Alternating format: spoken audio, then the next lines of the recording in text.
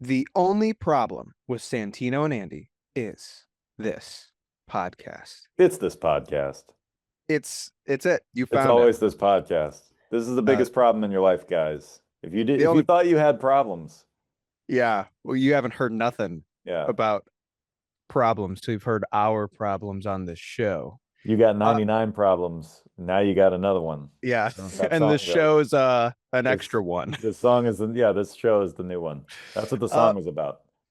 yes, Jay-Z was really ahead of his time when he Mm. was talking about us and That was back when problems. he was just KZ. And then he upgraded to Jay-Z. He's gonna go through the whole alphabet, guys. Yeah. You guys didn't know that? He'll You be didn't know that? ZZ pretty soon. Yeah. Falling asleep listening to it. Anyways. Yeah. So my name's Andy Matsky. I'm a guy who likes to talk about movies, and I'm joined by Santino Vitale, who is another person, a guy, if you will, That's a who true likes story. who likes to talk about movies. And if you've been a long time listener to this show, you might know that we're not just a movie podcast. We are a part-time golf podcast.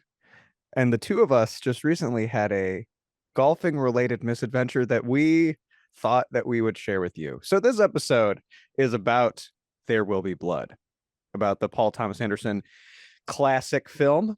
But not yet, not quite yet. We're going to make you wait so that you can hear our great story. You can skip ahead if you want, but if you want to hear some hijinks, stick around for the only problem. So do you want to tell them about the golf? Sure, I'll start. You can sprinkle in details as you remember them, but it was a day like any other day, or was it? Was it? Santino and Andy were gonna hang out. Yeah, we were gonna hang out, and sometimes when we hang out, we record this podcast. But this time, I don't think it crossed either of our minds to maybe even do that. So we were Yeah. just hanging out. And so Andy's driving down from his northern ice palace, and he was gonna meet me near my hood. And there's a driving range very close to where I live, like literally maybe 5-6 minutes down the road, not that far. And I had checked ahead of time on the Google Maps. Okay, is the driving range open? Because it's March, and March in Ohio means it can be snowing 1 minute and then sunny the next, and then a hurricane, and then back again. So we checked it. We were like, "Yep, they're still open." And so we pile in the car, we drive over there, and what did we find? So you make this comment as we're driving over in the 6 minute drive that it is. Like, what if we just drive around looking for this place? Like, wouldn't that be funny? Because we weren't using maps or nothing. You're like, I know basically where it is. It's on 12th Street. So we're driving there. We get there, and there's gates that are closed, barring us from entering into the fun of going to the driving range. So that's all we wanted to do. We're like, it's early on in the season. Just want to warm up. Got to get some swings in before we go out on the course, and really give it a go. Be a real professional. And so it's closed. The first place we try to go to is closed. And we're like, well, darn it. What are we going to do now? So we pull over. We start and frantically searching searching any other driving range within a reasonable distance. And it's like it's far more an ask than you'd think, considering it's like Canton. Canton's got stuff going on. So it's like, where's there another driving range? And I strongly remember, I have this, not even a vague recollection. I have a vivid recollection that there's a driving range on the way to Hartville from, what is that, 77? From the highway. If you're going from the highway to Hartville, there's a driving range on the way. Because every time I'd go to Hartville, and like I lived in Akron for a little bit, and I'd head out to Hartville a lot because I'm a little country boy, and it was fun. And every time I was going out there, I was like, oh, there's this driving range there. But this driving range was not showing up on the maps, and which was odd, but I knew it was there. And so I was like, I gotta prove that this is here. And that's in Uniontown. And you're like, well, that's great. This place called Raintree seems to have this golf course seems to have a driving range, and that's also in Uniontown. So we can check out if your place is real, and then we'll maybe go to this other place, which, to your credit, you really believed me that this one place was real when all the internet, when the sum of the human knowledge that is the World Wide Web said it wasn't true. you were like, you know what? Let's go see if Andy's right. And I Yep. appreciate you're a real friend for that, by the way. Hey, it's the least I could do. Also, you got to figure like the internet just lied to us. So I was like, you know what? At this point, who Yeah. knows who's right? Let's just check it out. And Yes. so this is the funny thing because you said, and it didn't dawn on me until you were mentioning this part of the story, because you recalled this place being in Hartville, right? But yet we Yeah. found it in Uniontown. So how did that even happen? On the way to Hartville. It's on the way to Oh, Hartville on the from way the to high. Hartville. Okay, for some Yeah. reason I kept thinking Hartville, and the whole time we were driving around Uniontown, I'm like, well, it's gonna be a while before we get to Hartville. It's true. It's like 20 minutes apart. Yeah. Right. Yeah, So then like we're driving. backwards. We're driving to Uniontown. Mm-hmm.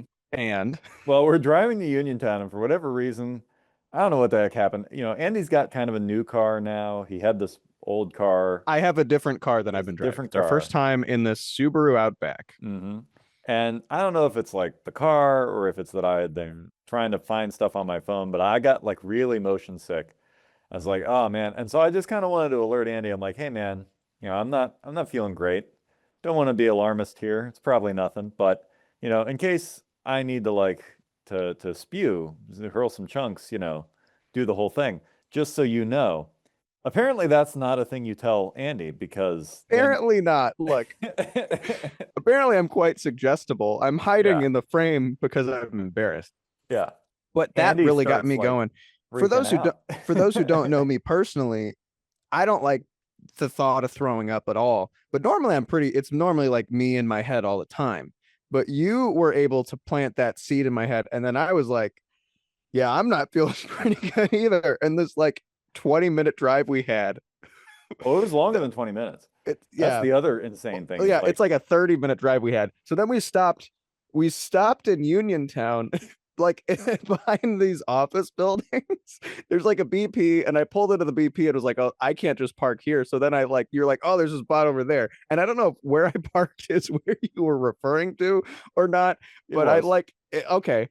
Then I kind of meander back and we like both get out of the car and are both like, whew. Yeah, we And just then we take like a collect solid ourselves. 10 minutes to just feel like we're normal again. Yeah, and like I had a chicken bake for lunch from Costco, which normally, and friends of the show will know I have a baby stomach, but but chicken bakes don't tend to upset my stomach, but as much as they're just carbs and goop and a chicken bake from Costco. So that feeling was what was in my stomach, which is normally fine, but if you put it in the context of like, well, I don't know, I'm not feeling very good. And you're highly suggestible like I am. It's a bad combo. And so we were there collecting ourselves for like 10 minutes. And then we drive for like 5 more minutes. Because remember, dear listeners, this is all in the hopes and the aspirations of discovering a driving range. We drive for like 5 more minutes and I see it. I see the sign for the place. It's real. I have not imagined a driving range. And it's like jubilation for a bit. It's like, it's there. And you're like, where? Because the whole repeating theme of this day is Santino's not seeing signs is also a subplot. Yeah. Well, and also we kept passing a lot of golf courses. So every time we pass a golf course, I'm like, well, there's a course. There's a course, but yeah. Oh, that one's closed. Oh, that's a private course. Oh, like no matter where we wanted to go, we couldn't quite find a place. Yeah. So and we get to this one driving range and it's closed for mowing, which apparently is something that golf courses or driving ranges do. But that seems like they made an excuse to want to be closed. So we're like, well, darn it, we'll just go to Raintree. And so then I search on Apple Maps Raintree golf course, and we drive another 5 minutes to get to this place that's like named something else. And we're like, it's clearly not the right place. This isn't right, but let's see. And so we drive in and it's a private golf course and we're meandering around and Santino's like, I think there's a tennis place here. And meanwhile, I've been seeing signs for like blah, blah, blah golf course and tennis. Yes, like, I've seen like 3 or 4 signs. I did not see the tennis sign. I just knew it from memory. You're like, I think I've been here. I think deja vu. I think this is I think it'd been here. And then we get to the dead end of this like meandering thing, hoping to find another golf course on the same land as this other golf course. And you're like, this is where I took tennis lessons. Yeah, in like June, sophomore or junior year. Wow. So many, many moons ago. And so it's like, okay, cool. I think you like take a picture of it. And then it's like, but Mhm. how come we're not at the right place? Because all I did was look up Raintree. And then I look up Raintree again, and there's two identical places on Apple Maps. That's Raintree Golf Course. And so we just go to the other one and it's the right place. And dear listener, they had a driving range They did. and it was open. And And so then we had the thing that they also need to understand is we ended up so we left my place to go to 12th Street driving range at like 10 till 2. We didn't arrive at Raintree's driving range with the bucket of golf balls in hand until 3:24. We weren't and I had on the already highway. driven an hour. I had already driven an hour to get to you, hour 15 minutes. Right. We drove for so long just to find a friggin' course. We could have driven back to my neck of the woods to driving ranges. Right. In the amount of time. Well, the funny thing was I could have just driven up to you and we could have just gone to a range that you knew and that you knew was open. Yeah. But we thought the one down here was open because Google lied to us. And it said that the company had confirmed it like weeks prior. So I don't know what the heck they were doing. Yeah.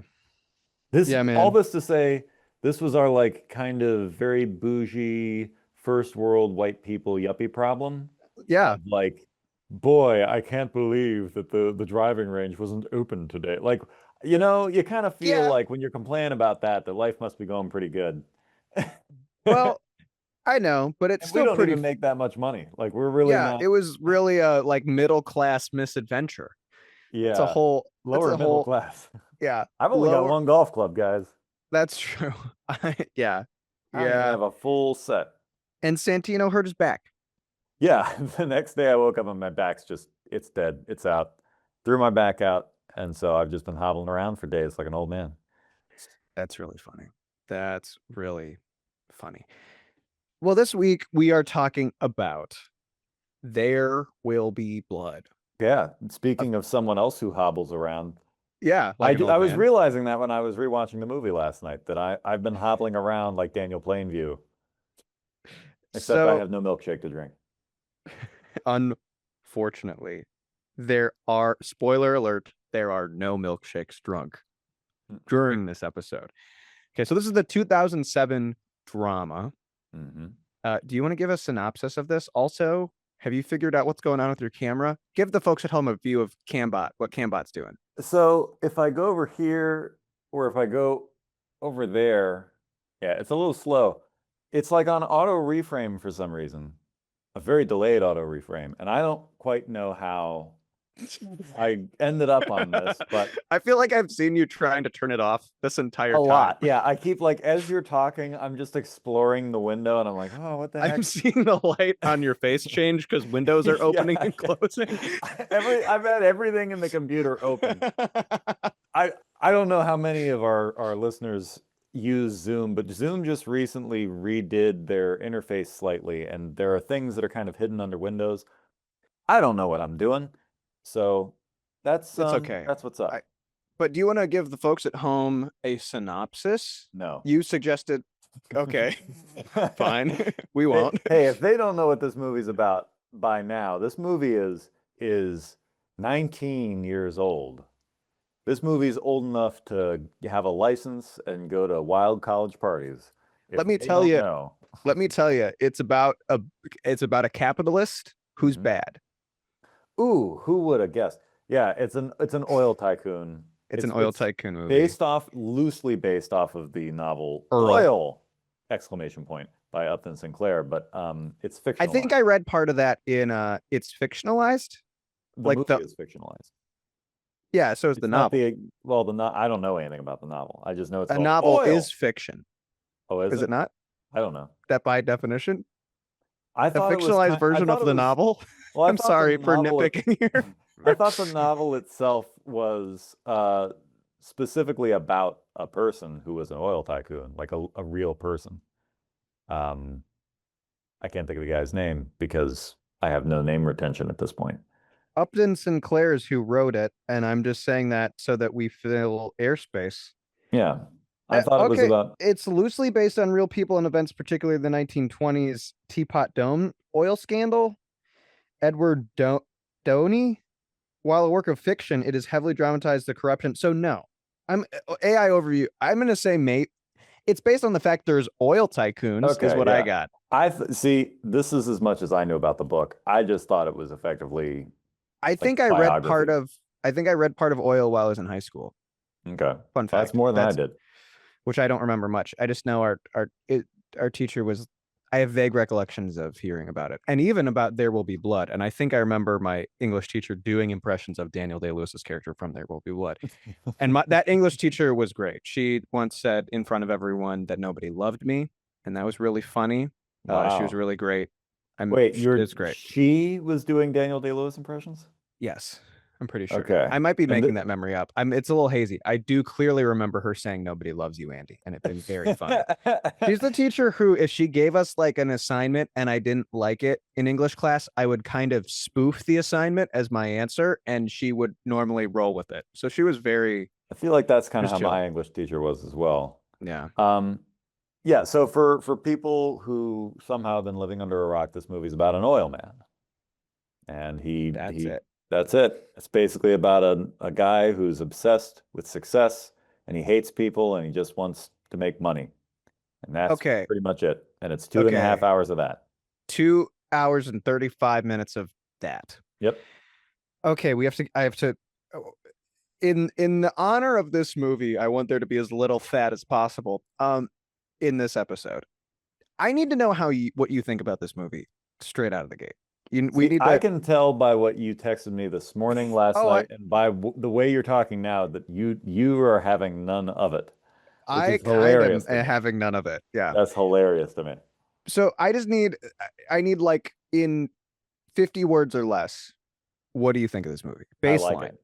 You like it. Perfect. This will be great. I like it. Yeah, that's 3 words. That's 3 words. How many more have I got? I got 47 words left. Well, now I've got, wait. Oh no, I'm out of words. I have a dear friend who will sometimes do like, okay, in 50 words or less. And then he'll be like, you don't actually have to do that, but just simplify it for me. And it's great.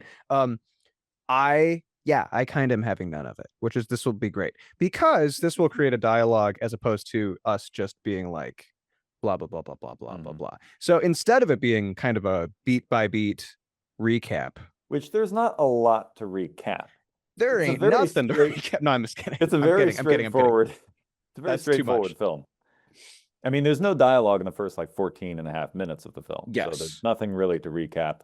I think the best we could do is just tell the listeners, if they haven't seen it, like you follow a character. Oh, there you're good. You follow a character named Daniel Plainview. He's played by Daniel Day-Lewis.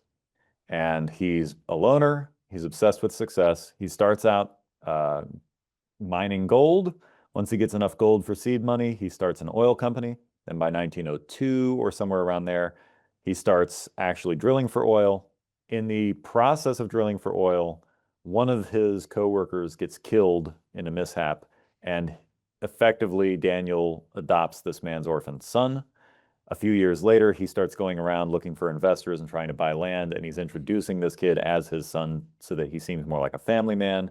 And from there, basically, you just watch him deal with this one stretch of land in California, and specifically this family, the Sunday family, which we'll get to a little bit later, and his rivalry with this preacher, Eli Sunday, who's also kind of a fraud and a schemer as well. So it's just effectively 2 kind of toxic personalities duking it out over the course of years. And that's effectively the more detailed synopsis of the film. So can I tell you at least 3 things I liked about this movie? Because I did this on purpose. That like I wanted to have positives. Obviously, it's well acted. I think especially, you ready for this? I think especially from Paul Dano. Obviously, Daniel Day-Lewis won the Oscar for this movie. Right. But as he should. We'll get to that. I think it looks great. Like what's in frame is incredible throughout. This is an epic, and it certainly is in the way its visual scope. PTA has this visual sensibility I'm picking up on where, and we've mentioned it, he likes to wash out frames. I think he does that to very well at times in this film, and needlessly most of the other times. This movie made me squint. Yeah, it's I don't very know why. overexposed at times. There are great, awesome scenes and moments in it. I'm not gonna say I'm not gonna say it's all bad. I don't think this movie is all bad. I think there's great moments and scenes, and I will add to even my 3 positive things. I like the ending, which I know that like is a contentious part of if you liked the film or not, at least in kind of feeling out like reviews of the film.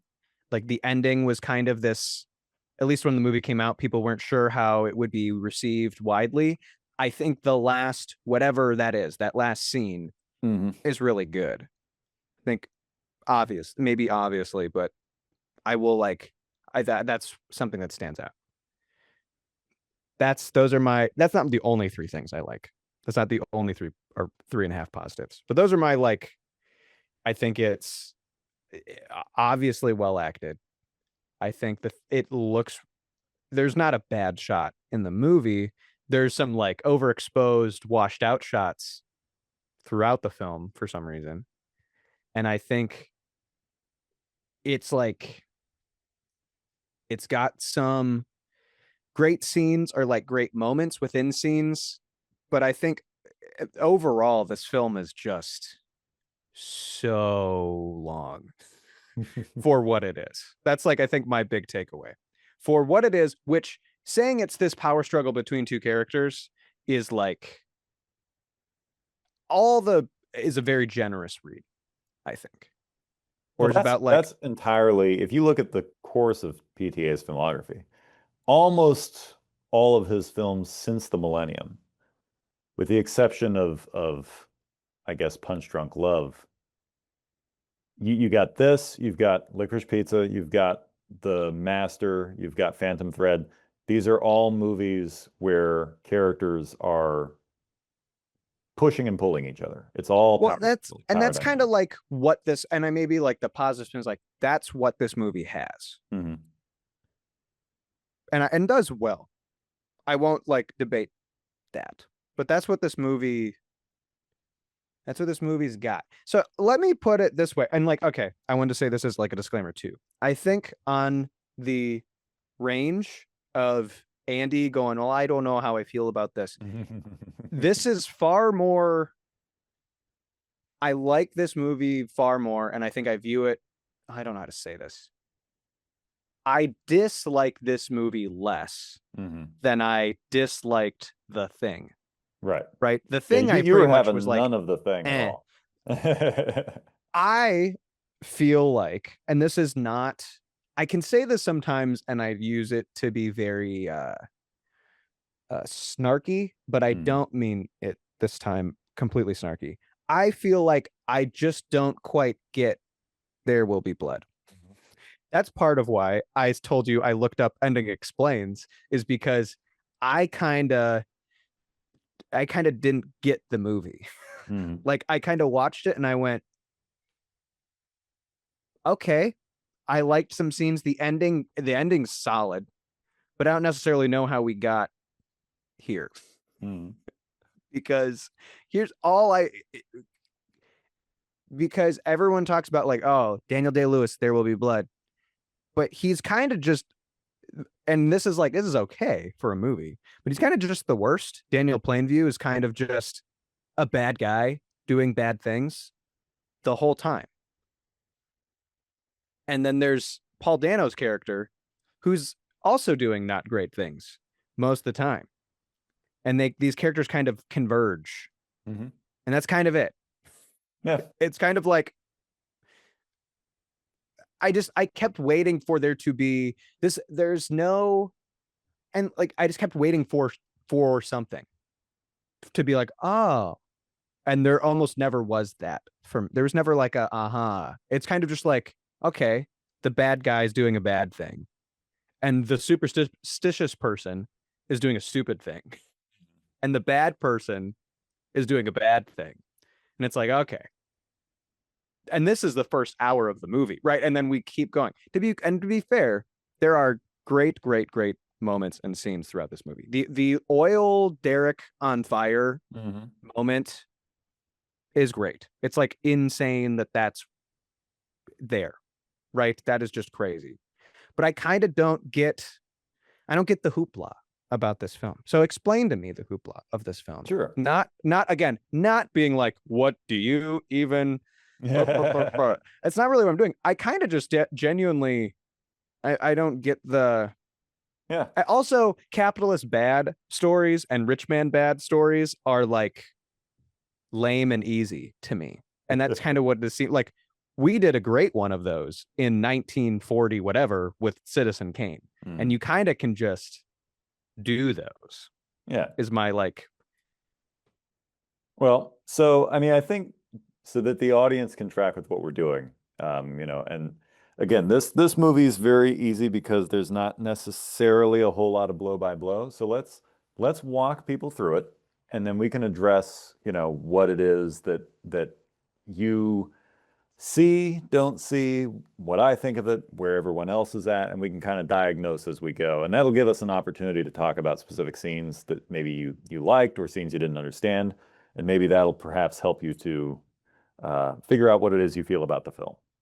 Because otherwise, they're going to come into the episode and they're going to be like, oh, there will be blood. Andy's confused. Santino explains to Andy why Andy shouldn't be confused into the episode. Like, it's going to be a little odd. I mean, it'll be a little too similar to what we did us and audience retention. It'll be it'll be I think coming off of Hot Rod, it'll be too similar to what happened with Hot Rod, which is just me going, I didn't really care for it. And then that's the end of the thing. It's just reversed. Yeah. So for the sake of there being a show. No one talks for 14 minutes of this movie. Yes. Which would be cool if it, and hear me out, if it like made any sense. Because this is, and I don't like when movies do this. It's grounded realism, right? That is this movie. No one talks. It's not like it's muffled. It's not. Well, to be fair, that first moment is just him. So who is he going to be talking to? And that's cool. That was like, okay. So, and the first moment is like he starts out as like a silver miner, and he's down in this mine shaft. He's just himself, and this is just Daniel Day-Lewis's character. He's just down there in the rocks by himself, and he goes up the mine shaft then because he's gonna explode some dynamite. And then when he goes to go down again, he trips and falls and like hurts himself real bad. He breaks his leg. Yeah. And then out of sheer determination climbs out of finds some silver and out of sheer determination climbs out of the mine shaft. And there's like, no dialogue except right in this whole scene. That's cool. And then he's sitting by the fire and it's cool. And there's like, we start with this drone, the drone of like, oh yeah, the score. Yeah.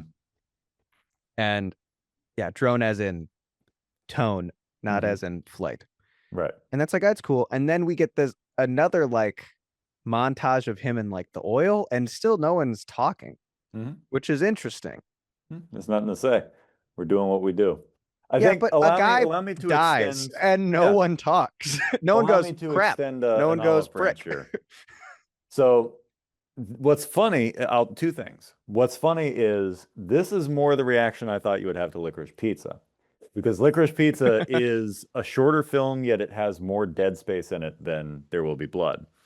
And number two, your reaction to There Will Be Blood is almost exactly my reaction to it the first time I saw it when I was like 19.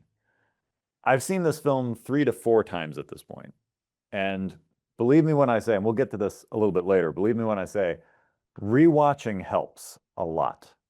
One of the things that was my criticism of PTA, just in general terms, when we were speaking about Licorice Pizza, I will reiterate here, and that is, as much as I enjoy when a filmmaker shows instead of tells, There is a point at which when you're showing something, if it's not super clear, you're just confusing the audience. And PTA kind of does that a lot. It's not that he's a bad visual storyteller. I think he can be very good, but I think he has a tendency to just leave a lot unsaid.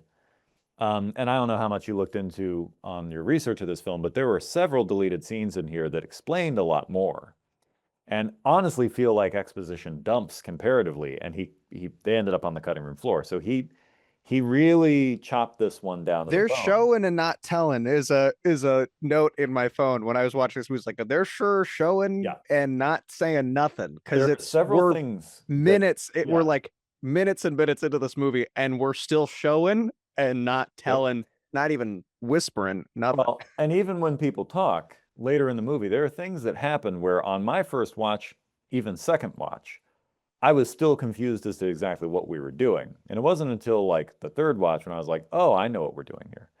So I'll give you that because I know exactly where you're coming from. And I think a lot of what we're going to talk about is going to be stuff that I'm going to be like, yeah, I was in that same boat. Well, and this movie does something, and it'll come up later. Mhm. But where it does something that I hate when movies do, which maybe one day I'll be able to forgive it for, is it shows something, and you've already touched on it, but then later it acts like that's almost a reveal. This is like the alien moment in The Thing, where it's like it's aliens, and it's like, well, you showed us that, and I'll just say it now, and we can deal with it more. But it's that the boy isn't his. Yeah. It shows us that clearly.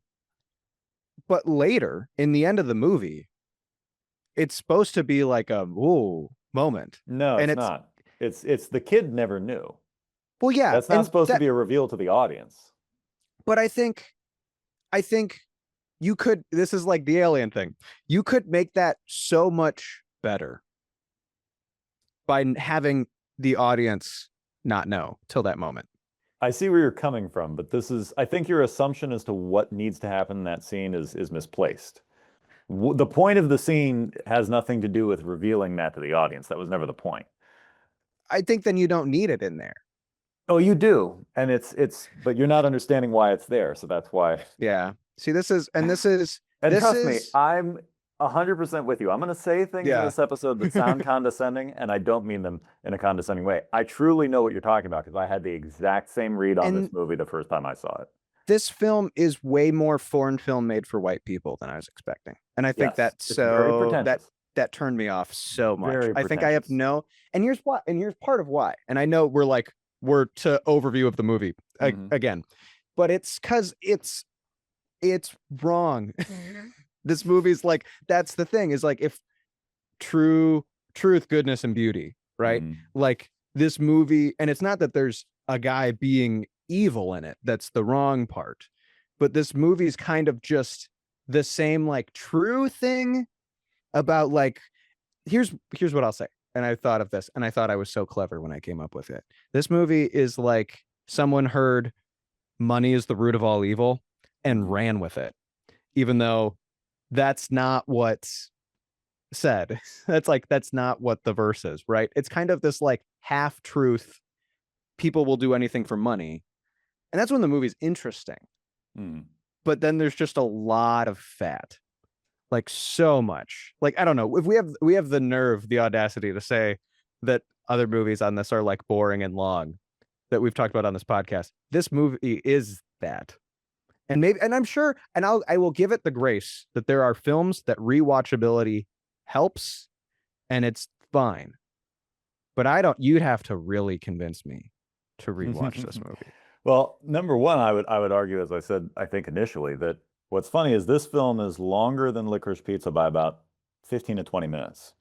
Yet Licorice Pizza feels longer because there's a lot more wasted space. In Licorice Pizza, we hold on characters effectively doing nothing for sometimes a minute.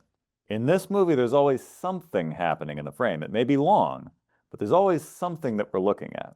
Well, and I think there's two things that makes me think of. One, and it's hilarious to compare Licorice Pizza. Well, so three things. Hilarious to compare these two films because they're my points of reference, right? And my points of reference going to this was Licorice Pizza, and I knew it would be nothing like Licorice Pizza. Right.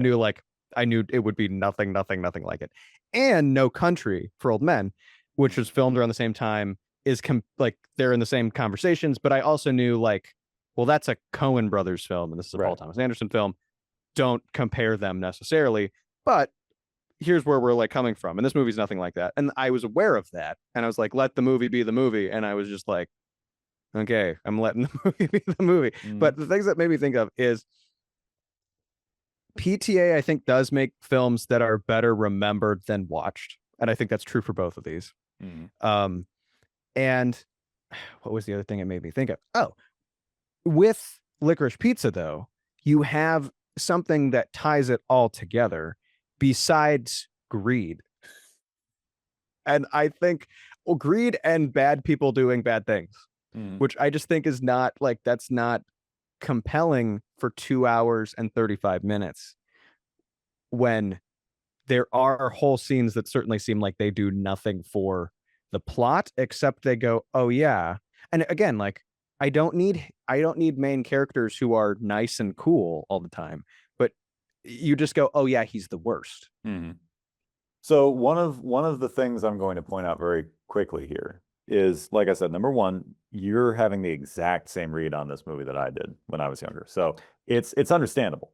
I'm absolutely reading your mind right now with most of these criticisms. The other thing, though, is I feel like we're having a bit of a relapse of our The Thing episode, because I think what you thought you were supposed to take from this movie is not what you're supposed to take from this movie. You remember how The Thing, like the point of The Thing was, look at how cool the effects are, and you're like, well, yeah, well, for that it's good. It's like, yeah, well, think about this movie in terms of like exhibition of craft and character study. That's the only thing you can really take from and it. that's the thing, though, is no pun intended. Oh gosh, I think, what's his name? Daniel, not Day-Lewis, but the character Daniel Plainview is a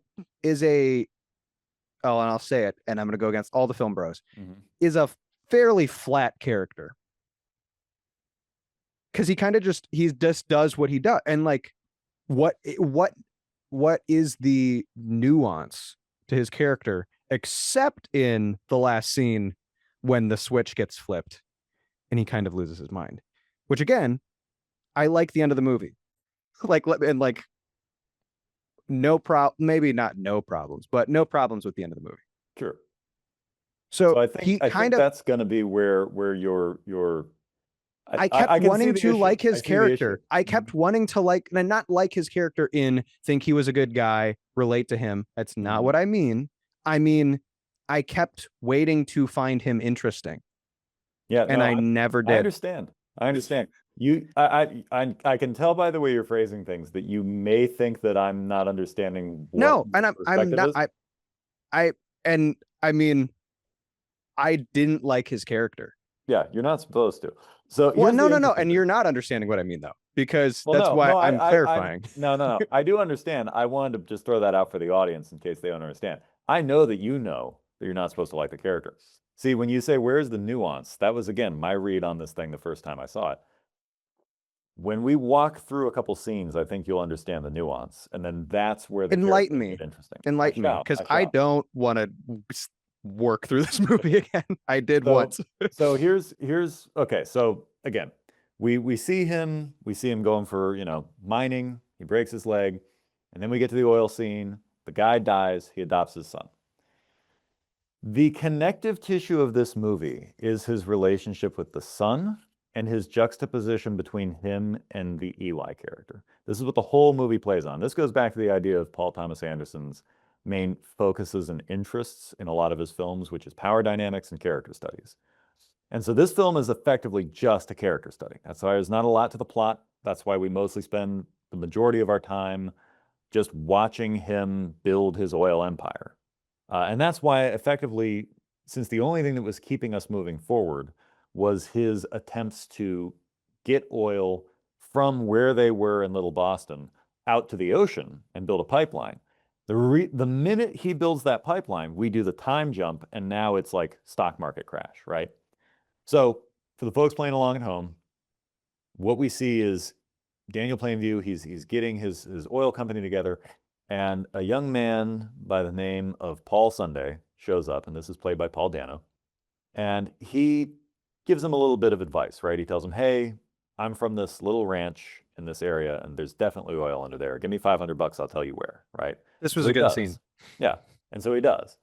The funny thing is, then when he gets there, he finds that yes, Paul was definitely telling the truth. However, Paul has a twin brother, Eli, who's also played by Paul Dano, as I'm sure you found in your research. That wasn't the original intent. It wasn't originally supposed to be confusing, because when I first saw the movie, I don't know about you. And it's never said that they're twins, No, actually. it's That's never like the said. extra confusing part. Is like it's assumed. And I read Roger Ebert's review of this, which we'll get to in a bit, because he touches on something that I think is really interesting. But he's like, it's confused, like it's It's a very confusing. legitimate head scratcher, because it's like, huh? Yeah. Even Plainview looks at him when he first shows up, like, why are you acting like you don't know why I'm here? And he's like, Yeah. I'm Eli. And he's like, oh, you're Eli. And he's like, yeah. So there are, and this goes back to that idea, man, of, and I'm on your side about this, because I mean, I brought this up back with Licorice Pizza. PTA has a bad habit, I think, of wanting to show, not tell, to the point where it just becomes not giving us anything, and it's just confusing. Yeah. And I think that's no more apparent than in this particular film. I've not seen all of his filmography, so I can't judge entirely. But in the filmography, which I say I had seen maybe 60% of, this seems to be a fairly common feature, and this seems also to be the worst offender. And it's made worse. It's exacerbated by the fact that you now have the same actor playing two characters who are never explained to be twins. Anyway, we get past that, and Plainview strikes up his deal with, well, he's attempting to strike up a deal with the father, Abel Sunday, but effectively the person wearing the pants in the family is Eli, and Eli is this wannabe preacher. And so they make a deal. He's going to lease the land, and he buys up all the land except for the Bandy Tract, which is this guy, last name Bandy, who owns, like, I forget how many hundreds of acres. The character who plays the like land surveyor guy who owns all the land, great moment. Great moments of the movie. Because he's breath of life in this movie. Oh yeah, yeah. Love him. He's funny. So we go through all that, and he buys up the land, and he starts drilling. And there's a great scene when I think it might be, I don't know which other rival oil company shows up on the train, and these two old guys get off, and he's like, "You're too late. Move east. You know, I've already got this. This is my territory." There's a great bit of acting, great moment between them. Anyway, so we move forward, and now this is where we kind of get this rivalry between him and Eli, because Eli is How far into the movie is this moment? this is like maybe 30 minutes in, Oh, maybe 40, that's generous. something like that. I think it's like an hour into the movie, maybe No, 40, 50. It's 30 or 40, because he makes it out there relatively quickly. So Eli has this compulsion to be the performer and to be the center of attention. And so, of course, the obvious critique there is you have a preacher who's, you know, more about himself than he is about God. Not like we've seen anything. We'll get there. Not like we haven't seen that before, but he does a great job with it. And so, you know, he's building his church, and he wants Daniel to donate some money to that, and Daniel never does. And he's trying to demand money and all these things. And so they're drilling, and we end up with a scene where, go ahead. The scene, and like, this is because I'm correcting myself. The scene with the like, bless the derrick, bless the well, and no is 48 minutes in. The 40 like is when he brings up the girl instead. Yeah. Which is important. This is like, were we getting there or were we not there? Yeah. That's basically where we're at. Yeah. Okay. So that's kind of what starts the rivalry. Like, you can tell that Daniel doesn't really like Eli from the start. And the thing is, they're both kind of sociopaths, and they both are obsessed with success. And so they see through each other. So every time they're interacting with each other, they're always undercutting each other. But Daniel's always on top of it because he's not a wimp. Eli's a coward, so no matter what happens, Daniel's always going to win. And so Eli makes this demand that he wants to be able to bless the well before they start drilling, and Daniel effectively just undercuts that and brings up his little sister instead, and then blesses the well himself, and then just like they start drilling. And that scene is 48 minutes into the movie. Yeah. Just and so effectively timestamp that. Yeah. Right after that, things start going wrong. Like, a guy dies while they're drilling, another bad thing happens, and then they hit this pocket of natural gas, which blows, and it deafens HW, his adoptive son. This is where you start to see.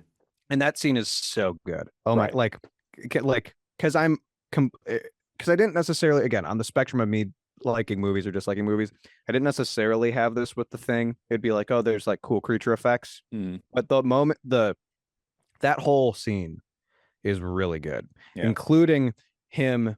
And you're kind of getting here, but allow me to say it because I like it. Yeah, go ahead. It's this whole moment where he's just staring, looking at the well, and then we essentially cut to morning. There's like some shots around this, and we cut to the next day of this thing being on fire, and Daniel is still just staring at the well as they're going to blow up what's there so that they can put out the fire. And I think that's great.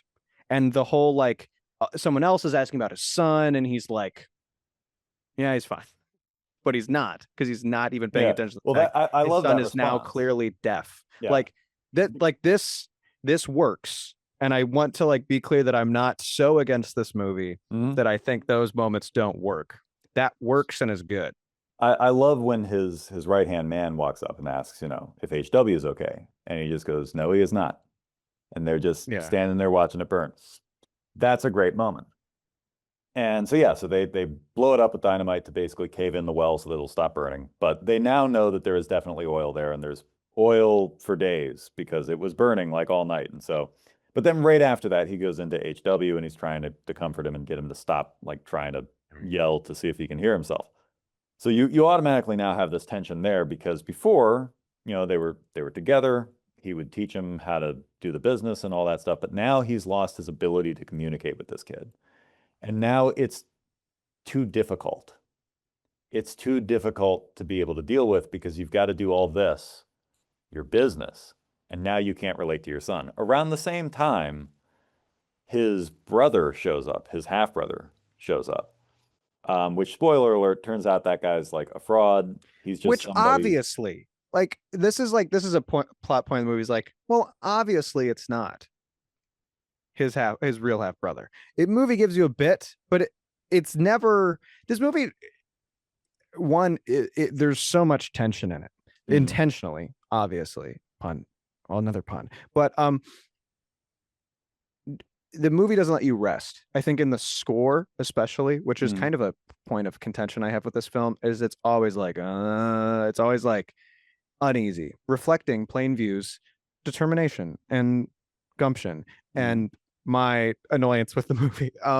Because it doesn't let you breathe. It doesn't let you relax. It's like it's restless. This movie's restless, which for 2.5 hours is a lot. But okay, yeah, his brother shows up. Yeah. And which is his brother, quote, quotes. I mean, maybe. I don't know if I would, like I said, the first time I saw this, I don't think I picked up that it wasn't the guy. HW tries to set him on fire in the middle of the night, which just confused the crap out of me the first time I saw it. But so I don't know if is there something to be understood besides the fact? I don't know. I assumed that he did it because he knew the guy wasn't legit. I think he's just a punk. I think he's a punk kid. What you have to remember is HW looks through his diary before he does that. So is HW literate? Supposedly. Based on what? Based on the only thing one can conclude. This is the problem with the PTA show don't tell, because we've never shown if he's literate, then he can just write with his dad. Right. And they never write anything for him. So this is the problem. I don't think he's literate. But this is the problem. And this is the bigger point of the show don't tell, because you show us him looking through the diary and then he tries to set the guy on fire at night. He looks at the picture. He doesn't look at the words. Either way, the picture's of a woman. It's not of him or anybody else. So it's not of me. Right. So either imagine if he had found a picture of you in there, what would he have done? So lit me on fire. Yeah. And this is the thing. So the only thing we're left with is either he saw something in there that didn't sit right, or the kid's just nuts. I don't know why you would do what you did.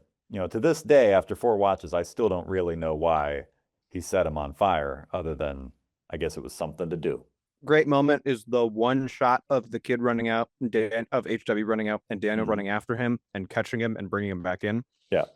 PTA, it's his strength and his weakness of just holding on one shot. He can really nail it sometimes, and other times he does it pointlessly and overindulgently. That was great. Yeah.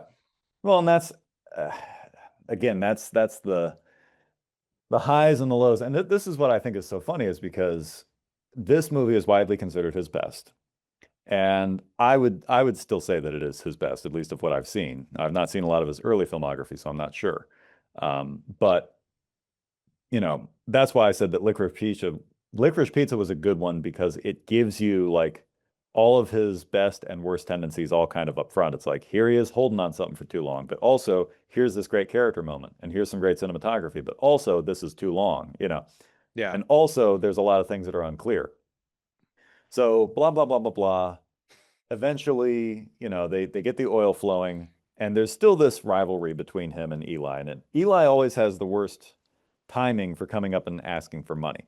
Because there's that great scene where he comes walking up about halfway through the movie, and he walks all the way up, and you get this it's very comedically timed because you see him on like a long lens walking toward Daniel, and Daniel's standing out there with like his surveying crew, and they're having like an important discussion. And here comes Paul Dano, and we're walking with him, and we see Daniel Plainview like lock in on him, and he's just staring at him, watching him walk up. And he waits until he gets all the way up there, and he's like, "When are we getting our money?" And immediately Plainview just slaps him to the ground and begins to just slap him like pimp slapping him, like front hand, backhand, paintbrushing him, drags him by the hair, screaming like a child, rolls him around in the mud. It's great. And that's an improvised moment. None of that was in the script. I forget what was supposed to happen in the script. He was just supposed to come up and like ask him a question. And instead they were just like, wow, just started slap down. So that's a great moment. But anyway, there's this rivalry back and forth. For those of you playing along at home, there's about approximately 5 minutes in between everything we've talked about. Just something I'm joking, but shortly after that, we get what I felt was incredibly confusing the first time I watched it. An incredibly confusing scene where he gets on a train with HW and then just gets off the train and lets the train go. And HW I understood the scene. Behind. He abandoned his child. He abandoned his boy. I've abandoned my child. Which we're getting ahead of I've abandoned my boy. Which, by the way, I've yelled that probably 9 times at work today because we have a fairly reverberating room that we work in, and I had a lot of coffee, and so, and at least one person kind of milkshake. I also did that. I also did that. So there's that much, but yeah. So he because that's about all I knew going into this movie was I abandoned my child, I abandoned my boy, and I drink your milkshake. Well, and I think this will be what's fun about when we go through this a little deeper here, because I think you'll understand things a little more. So we do that. I'll stop being so dumb and such a pleb. And well, like I said, these were all things that I missed. Surface level, so incidental. Things that I missed when I watched it the first 2 times. But you had respectfully yet to tell me something I didn't track. Okay, I'm ready. I'm gearing up. Woo! Here's what you need to understand about the movie. Again, it all hinges on his relationship with HW. What if I had talked you through Hot Rod like this? It would have really been missed hilarious. Opportunity. It's really hilarious. Well, there's also a lot less. There's even like if this movie is just like bad guy do bad things to get oil, Hot Rod's just goofy guy do goofy things to get money to beat up his dad. It's the same amount. There's so much. There is. I mean, just to be clear, there's so much less substance in Hot Rod. There's probably about the same amount of substance in the first 15 minutes of There Will Be Blood as there is in all of Hot Rod. Right. And that's what's hilarious. But yeah. So you should have. Did you make a Venn diagram of like substance? I should have made a substance. Andy, the two just float around each other, and they just Santino's in each other, but they never really fully figure out how to. Like they're touching, but not at all intersecting somehow. The flat brain meme with like substance sitting on top of it, and then I'm over there like the Chad or whatever. Like it's good. It's a good movie. I'm like championing it. But I digress. So I'm sorry. The thing to understand is when you watch the scenes with him and HW, there's a subtext. Yes. The scene when he abandons his child, abandoned his boy, and it is HW on the train and him in front, and the train then pulls away. Incredible. Yeah. That shot. Great. So there is, and what we're supposed to be able to notice, but again, it's not clear at all on the first watch, is the conflict that's in Daniel between his genuine care for HW, because it is there, versus his competition and desire to win. Because what you'll notice is that when he first adopts the kid, there's that long shot with just him and the kid on a train, baby on the train. And the baby's like touching his face and doing the thing babies do. And you can see him like starting to kind of smile. And like he's starting to kind of like, okay, I get it. Like I can do this. Now, granted, it works out beautifully to have this kid with you because now you can present yourself as a family man, you know, and that's great. And that helps your brand. But when they go out quail hunting, when they're on the Sunday's farm at first, he's genuinely talking to the kid. He's asking him if he understands the business. Like they're having moments, they're hunting, they're having a good time with it. He's showing him the quail that he caught. He mentions the thing about like Mary Sunday, his little friend, and like how her dad beats her. And so like he takes interest in that and does a really great thing with that a little later when they christen the well. But anyway, so Daniel does care. The problem is the minute HW goes deaf, now it's too much work. I can't deal with my business and try to figure out this kid who can no longer speak to me. So now that puts distance between them. Now, what I didn't pick up on, maybe you did, what I didn't pick up on the first time I watched this was there's a scene not right before when he abandons him on the train, but I forget if it's like 10 scenes before, but it's kind of a throwaway scene where, again, we're not getting the full substance of what they're talking about, but it's him talking to his right-hand man. And he's like, do we know anybody in San Francisco? And they're talking presumably about like somebody who can help HW like communicate. That, again, is said without ever saying deaf or without ever saying send the boy. Like it's super vague. I kind of picked up on that. Okay. I did. I didn't pick up on it the first time I watched it. Like And so when he sends him away, but then he sends him away, and then it's like, well, what's the room like? And he's like, he's sharing a room, and then it's like, well, where? Right. Well, and see, again, that's his way, if you will, of caring. He wants to know how the kid's doing. Is the room big enough? Is he going to get on well? You know. Now, the funny thing is, you could have just gone with him on the train. It's maybe a day's ride. You get there, you get him acclimated to things. It wouldn't take that much time out of your schedule. And then go, look, you're going to stay here with them. I got to go back to work. But when you've learned some stuff and they got you figuring out, then you can come back down with me and we'll hang again. But daddy need to work, right? Like you could have done that. Yeah. That would have been like the least you could also do. Even talking through this, maybe to the film's credit, maybe not, those genuine moments are in the first half an hour of the film, 40-ish minutes, especially with the christening in the well. Right. And then we have a feature-length film after that where there's none of that. So if we tightened it up a bit. Well, again, tighten it up is the theme of every Paul Thomas Anderson movie. Tighten it up. But you see, the interesting thing about that is too, you know, with the kid, again, the least you could have done was take him to the place. It wouldn't have taken that much. Maybe it takes 2 days out of your schedule. The well will run itself. As you said, he watches the thing burn all night. It's not going anywhere. I don't know why you're watching it. You can go do anything else. So he is obsessive to the point of being blind to this kid. And notice he also never bothers to learn sign language himself. Yeah. That's another thing you could do. Mary learned it. Other people learned it. He didn't. So it's not like he's such a caring father. But the thing that's interesting is, and I missed it until the 4th time I watched the movie last night, when you're watching him sit down on the train with HW, when he's about to like abandon him, right? Well, number one, he didn't abandon him outright because his right-hand man does go on the train with him. So like there is someone familiar there. Again, not necessarily defending Daniel, but like there is somebody there. He didn't just leave him alone on a train. But number two, if you watch Daniel Day-Lewis's performance in that scene, you can see so much conflict in his face. And you blink and you miss it. When he turns, he's in profile and he's talking to HW and he goes, I'll be back. Just wait right here. When he says, wait right here, a single tear drops out of his eye and you can see it fall. And then he gets up and he walks out really quickly. And that's crazy. Him like trying to kind of like keep it in as he's walking off the track. And if you miss that tear, you miss the conflict of the moment. So did you see the tear, sir? No. Okay. But is that brilliant or is that foreign film made for white people pretentious? Again, it's writing a line. I'm not gonna fight you, but like, oh no, your job as a filmmaker, as a storyteller, is to communicate ideas. I hope you can tell I'm I'm being a little pretentious, but like Yes. is to communicate ideas. And if it's so buried, and this is PTA, this is what we're talking about. It's Right. so buried you have to watch it 4 times. Is that good communication? I don't think so. No.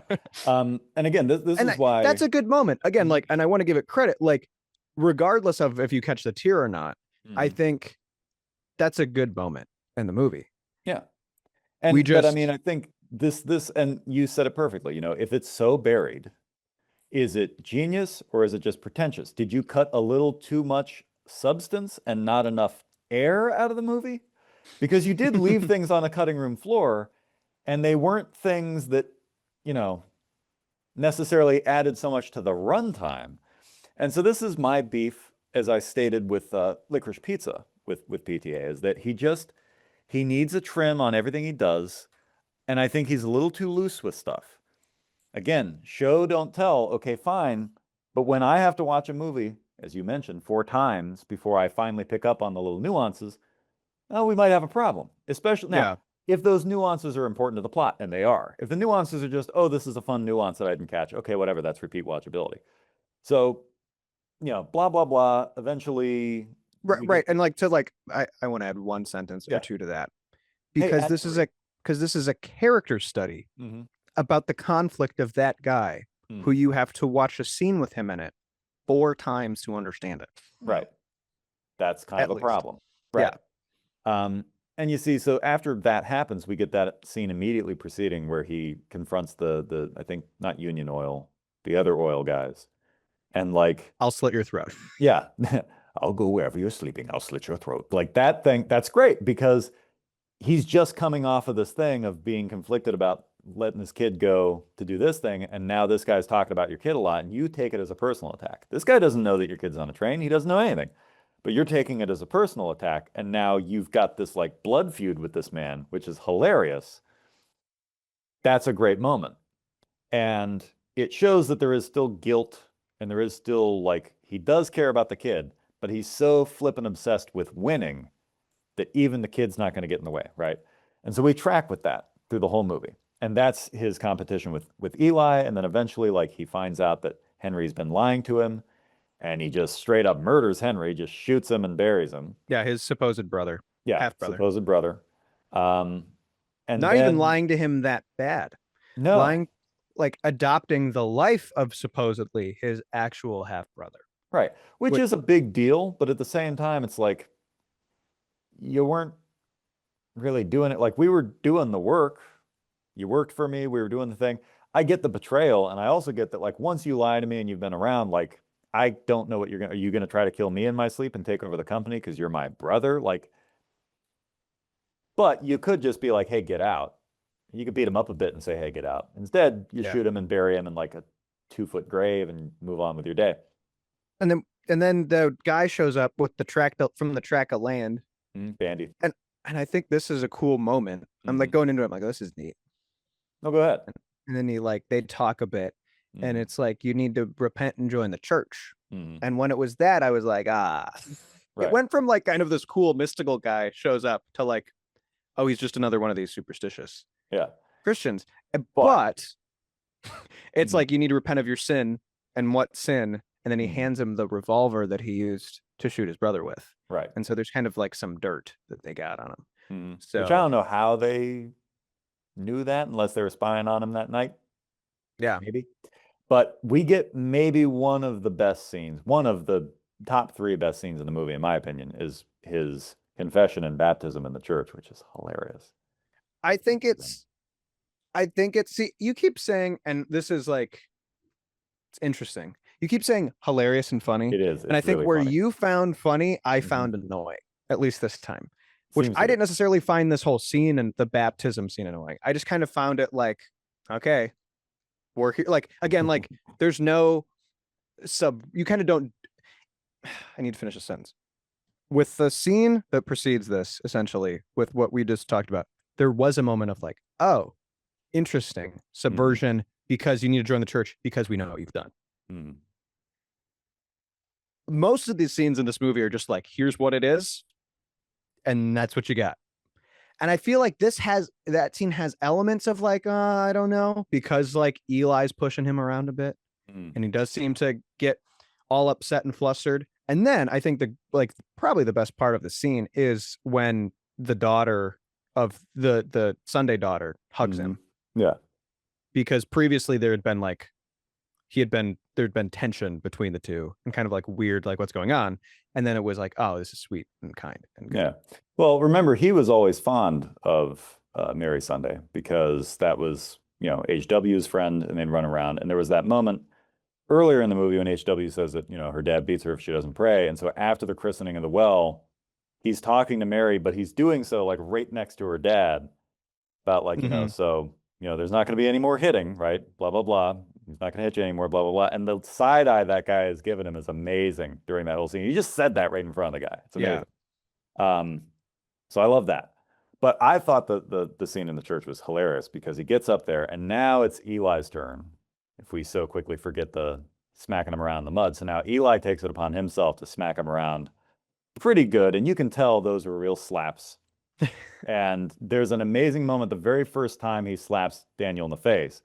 Daniel starts kind of smiling like, okay, all right, like I see where we're going with this. Like there's a look in his eye like if my leg wasn't hurting right now, because as the movie goes, he gets more and more limpy because of that leg he broke back in like 18, whatever. Anyway, it was like if I could jump up and there wasn't like a congregation here, you'd be on the floor. Like there was that like let's go moment in his face. And he keeps slapping him around a whole bunch and they dump water on his face. It's amazing. And that's where we get the I've abandoned my child, I've abandoned my boy. Yeah. And earlier on in the movie, we get a glimpse of like what their service is like, which is this like faith healer stuff. Yeah. Which is real weird.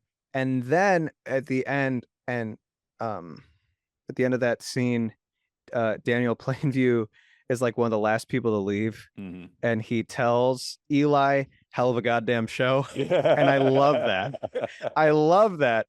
Like that's such a good moment. I have no shame about thinking like that's the perfect balance of this these two characters is, and like you're kind of saying, he can see through it. Yeah. Right. Yeah, that is like right that's what it is. It's and that is a show. It's a show. It's just a show. And that was even what he says when he slaps Eli when he first shows up at the mud pit there is, aren't you a healer? When are you going to show up and make my boy here again? Can't you do that? And he's slapping him around. So they're trading punches here. So he gets in the church. Well, now he's on Eli's territory. I've abandoned my child. I've abandoned my boy. And you can see that like that gets to him. So now he's baptized. And then we pretty much, HW comes back. He's got an interpreter now. He and Mary are hanging out again. And they get the pipeline open. And we're pretty quickly, we jump ahead. We cut, and we jump a lot. Yeah. Which is fair.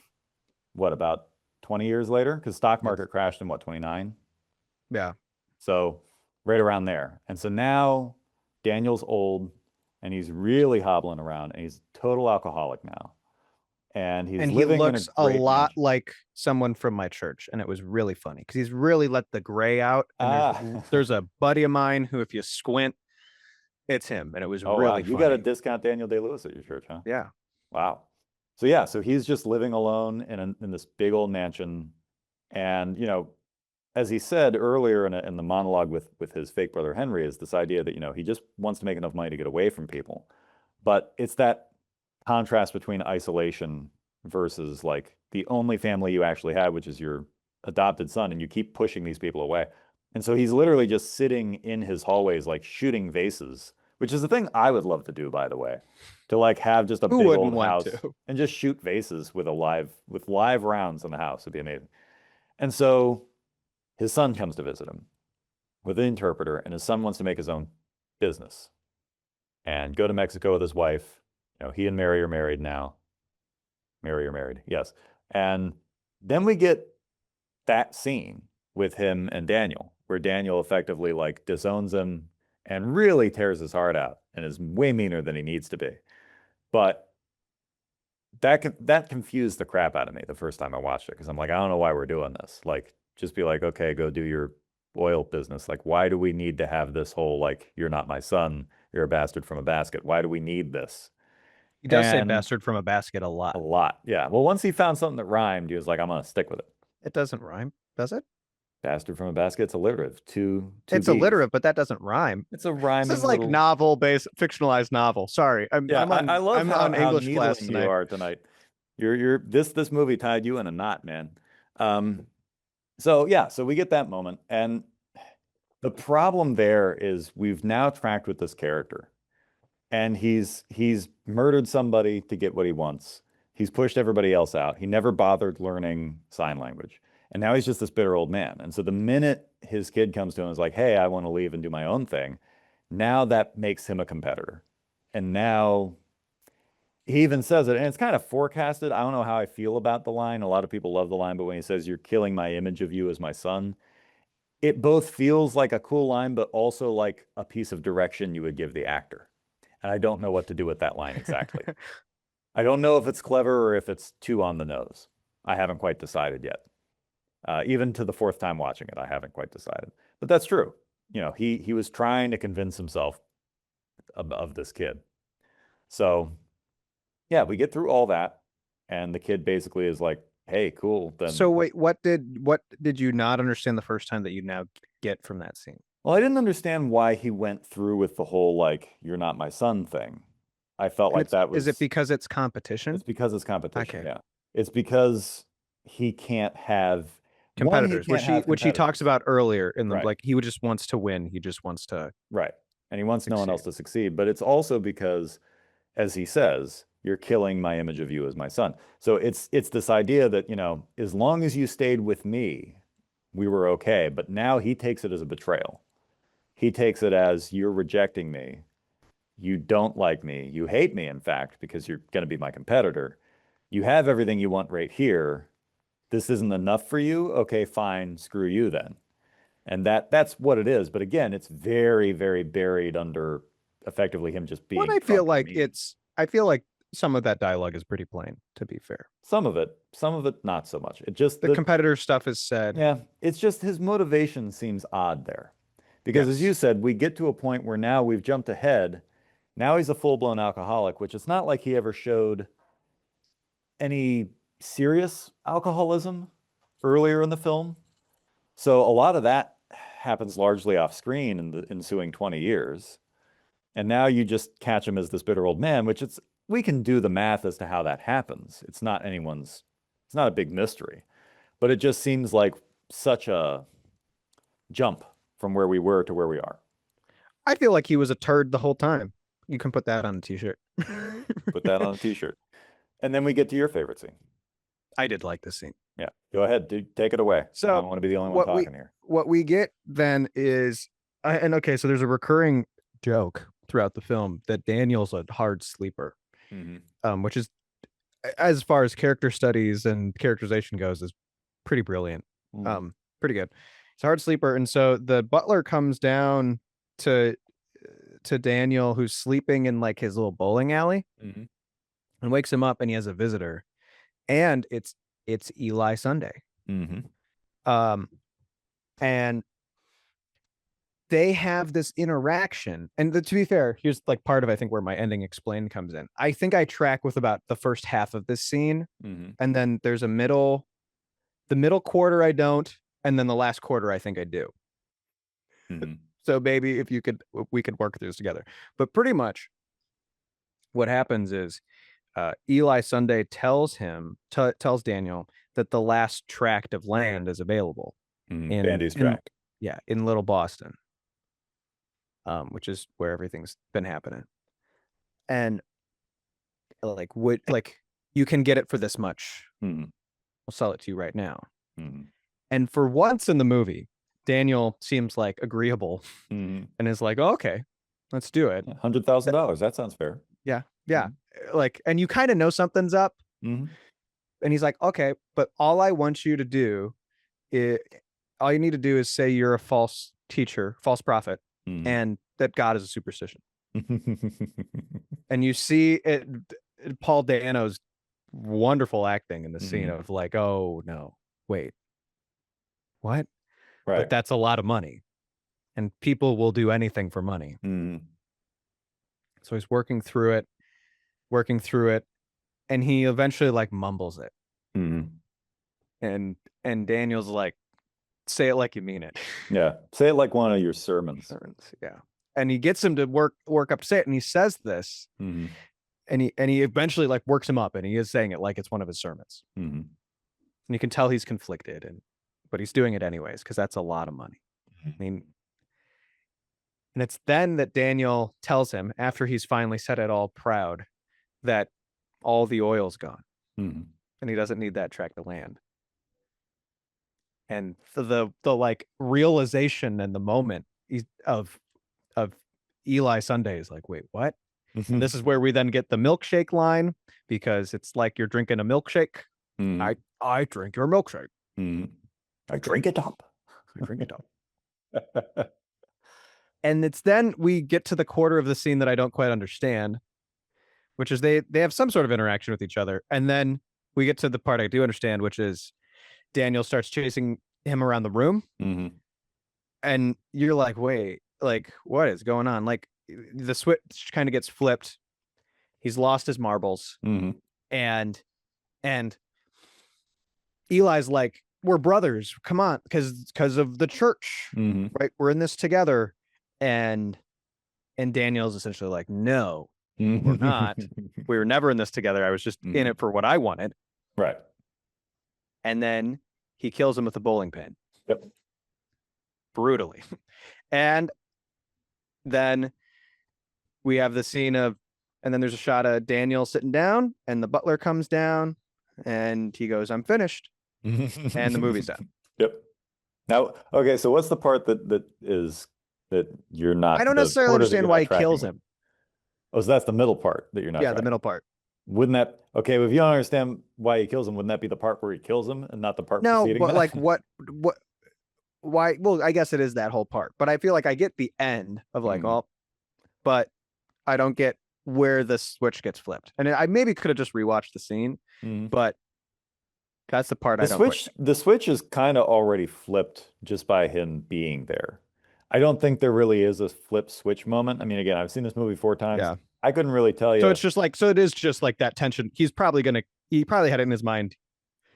Yeah. He's going to probably kill him. He told him all the way back at the mud hole years ago, I'm going to bury you underground. So basically it's like, oh, now you're in my house. I didn't even have to come and find you. Like, we're going to do this. Yeah. I think what might do it, and this is just me kind of grasping at straws here, is, after he gets Eli to admit that he's a false prophet and blah, blah, blah, Eli starts like whining and complaining that like he lost all his money in the stock market crash and he needs this money and blah, blah, blah. And he starts scolding about this and that. And Yeah, I think there's you're like right. this idea of like, he just is so disgusted with this man because not only are you the coward I knew, you're whining to me like I'm your dad demanding money.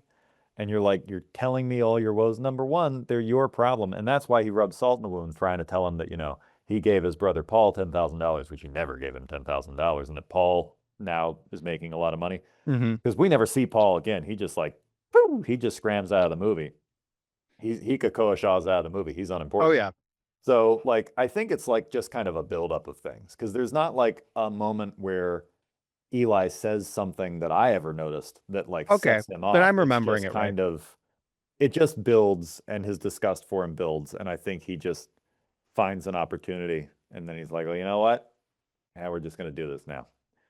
So I wouldn't, again, the 2 times that he's murdered somebody in the movie, not great motivation. He just kind of goes for it, Yeah. Which, again, what I think is funny is how everybody's like, Daniel Day-Lewis, he's the villain of the movie, blah, blah, just bad guy doing bad stuff. It's like, yeah, there is still the question that the movie leaves you with. And it's an open-ended question, which is well, which is worse? The dude who's obviously in it for himself, or the dude who's trying to pass him off as being this holy man who's, actually still in it for himself? Now, did Eli ever murder anybody? No. So by that right there, you've already got 2 points against Daniel. But it's a character study.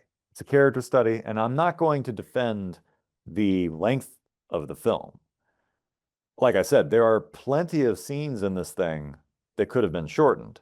That said, for my taste, and I think objectively just by what you're looking at on screen, I think there are far more scenes in Licorice Pizza where nothing is happening and we're just I don't rolling. care about Licorice Pizza. We're I talking know. about There Will Be Well, Blood. I'm trying to give you a reference for Yeah. because you've only seen two Paul Thomas Anderson movies. And so there are other Paul Thomas Anderson movies I could make a comparison to, but you don't know what I'm talking about. So that's the I only just reason I think keep going back to Licorice Pizza. I just Like in think with there comparison to other films he's made. I think with that though, it's a different it's different enough because you're exploring a more interesting relationship dynamic in Licorice Pizza Yeah, but you're objectively than just watching nothing what you happen. You watch them just stay you on the watch a lot phone. of nothing happen in this movie. Well, the biggest scene where nothing happens is when they're watching it burn. There's nothing happening there. They're just watching it burn. I think a lot of the negotiation scenes are essentially nothing. Well, a The negotiation scene, is being the done. scene, yeah. Well, Whereas, then a phone call is happening in but no, they Licorice weren't Pizza. talking though. They're just standing there holding a Yeah, phone with and I nothing just happening. then it's just exhibition, but not because it's showing and not Right. telling. Yeah. My only point with bringing any of that up is to just say that Paul Thomas Anderson has this habit and it needs to be trimmed, And I regardless of think what film you're looking at. It needs a trim.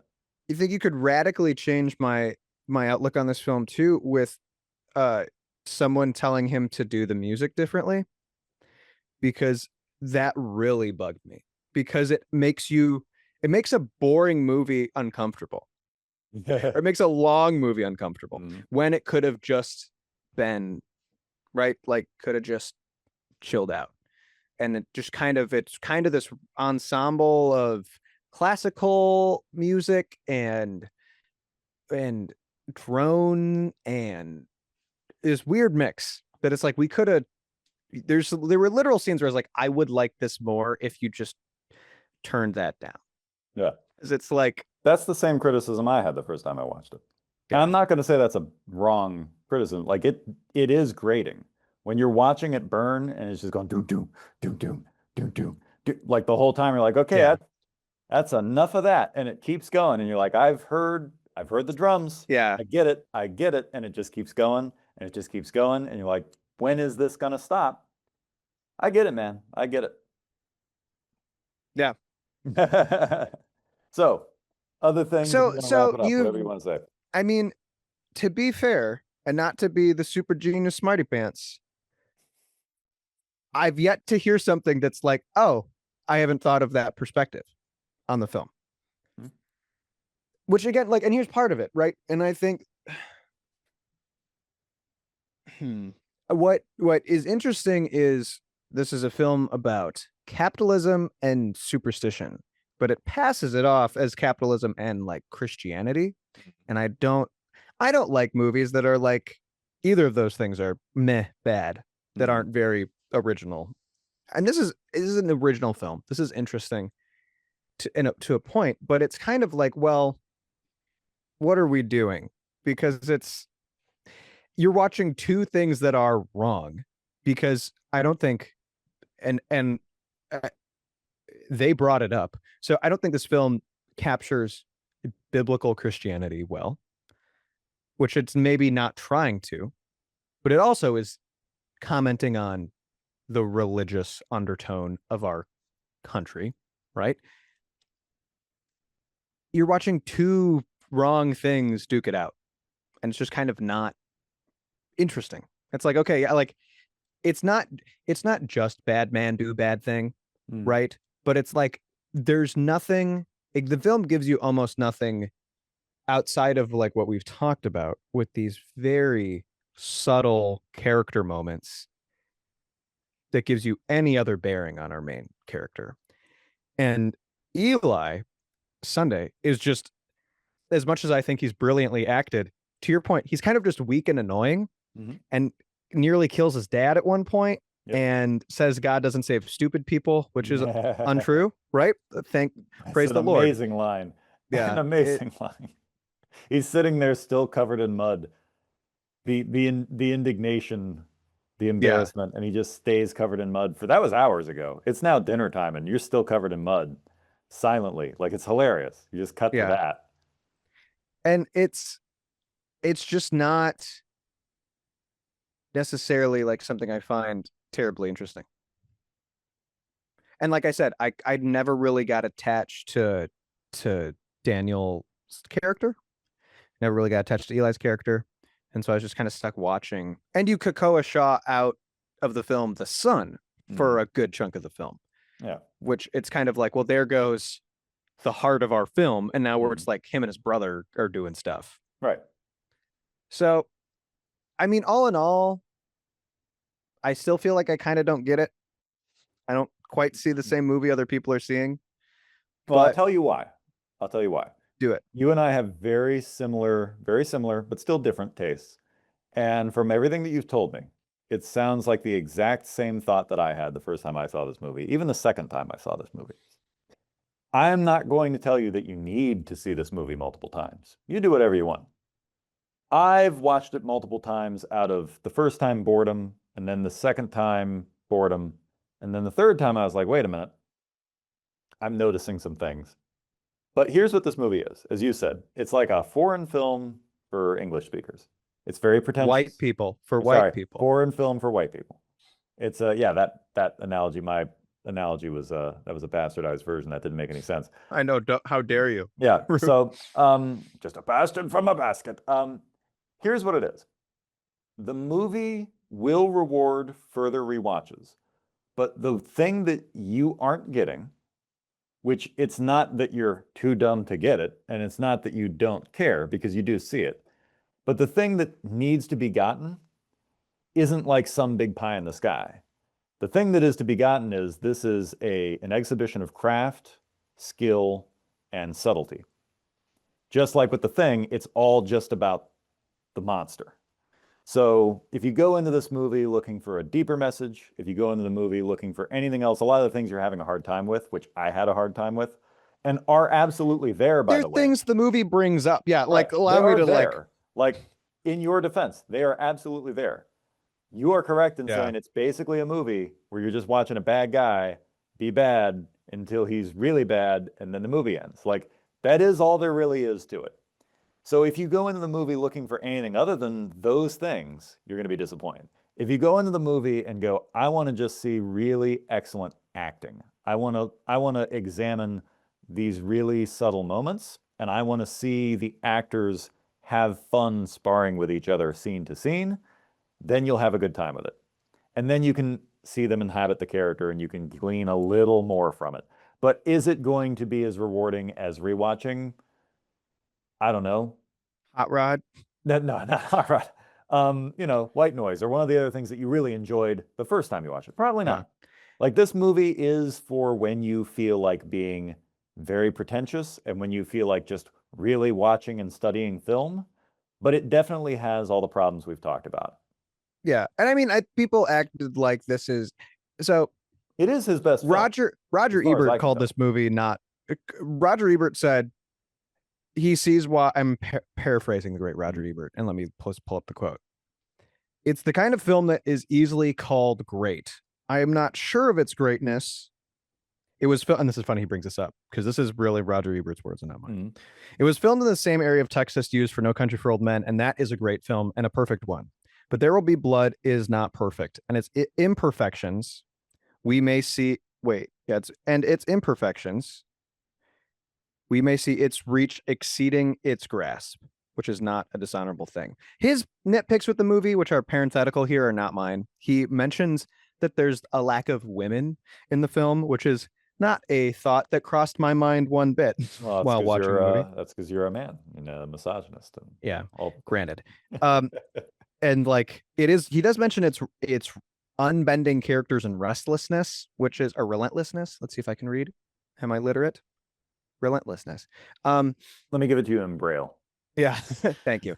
But I think that is my 2 cents. Yeah. I get why people call it great. Oh, sure. Like, it can be like, just to be clear, like, this is not, hey guys, I think you've been giving a movie a bit too much credit. A little. It's a little bit of that. Let's face it, this is kind of like modern art. When you look at a splatter painting and you're like, I don't understand this at all. It must be deep. It's like, no, it might just be splatters. Like, Yeah. do I not understand the scene because I'm too stupid or because he left too much on the cutting room floor and didn't give us enough obvious exposition? Yeah. Like, That is, and I think that's I appreciate that fair reading of it. Because again, Yeah. like the acting is great. Mhm. What's on screen is incredible. Period is perfect. Mhm.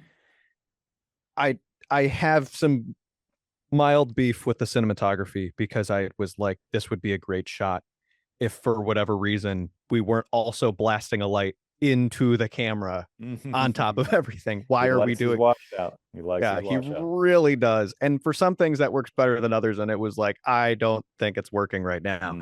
Wait till But you see Punch Drunk Love. He just shines light in the camera all the time. it's like, why are we doing like look, I like it when we crush the blacks or Mhm. don't crush the what do Whatever I you like? do, whatever you do with the blacks, that's what Whatever you I do with the blacks. like. But this is too much. But and the acting's great. There's great scenes. There Mhm. really are. And like truly great scenes, Yeah. including the ending. Mhm. So that's why I will give this movie I have to decide this. I should have been more forthright. I will give it. See, I really struggle to give this movie a 7, but I feel like I should. See, this is That's what I'll this is a say. lot like what I said with Licorice Pizza a couple weeks ago, where it's It's like exactly memory what you is said. better. Yeah, memory's better. I think I just listened to what you said about Licorice Pizza because it was missing from our sheet. You gave it a 6.8. And you were like, objectively, it's like a 6, but enjoyment's like a 7. And well, everything considered, I'll give it like a 6.8. Yeah. That's kind of what I feel like. I feel like objectively, this is like, well, how do I put it? Because it's not the same thing. Production value is so high. Yes. Acting is so good. And like honestly, like those things. And like story's interesting enough, right? It's not a bad story. It's not like, well, that's stupid, right? Right. That's never a thing. Like story's good enough that it is like a 7. But subjectively, I was like, oh, this is oh. I don't know if what's the hullabaloo all about. But so you know what? I'll copy your grade from Licorice Pizza and I'll say 6.8, which is lower than I gave Licorice Pizza. Right. But I have to be honest. I can't I'm not gonna lie and that would be dishonest. But and I fully expect you to give it way more. Yeah, I'm not going to give it way more. I think, again, I fully understand where you're coming from, man. And it's not like I used to this be is stupid too. until I was enlightened and I reached the next plane. My third eye was opened, and now I don't even need deodorant anymore.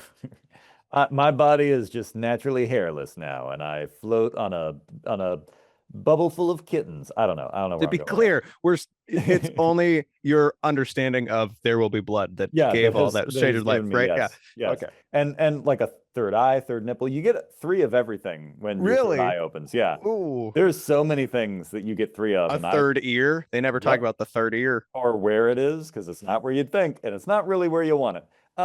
All this to say, I think I would give this movie, as you said, really, really great here, really, really low there, needs a trim, really good in other places. Acting is superb. For the acting, you want to give it a 10. For as long as it is, you want to give it kind of a 6.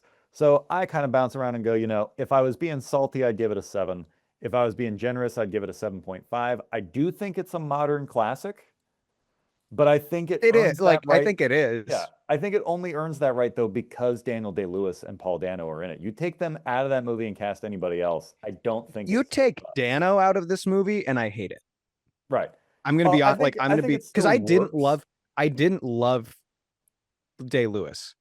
I never did. He's kind of just talking like Admiral Akbar the entire movie. Whoa. And I didn't man. clock that till afterwards, but it's just like he's just kind of talking like this. And it's like, okay. Wow, So, Daniel Day-Lewis is going to be really disappointed. I've had him on a video call so far. He's going to be very disappointed. I'm sorry, Daniel. 3-time Oscar winner. Yeah. Infamous method actor Daniel Day-Lewis. Including for this movie. Yeah. I was just like, he's still talking like that. But that's a period American accent, man. Anyway, you take both of them out of the movie, and it doesn't really have modern classic.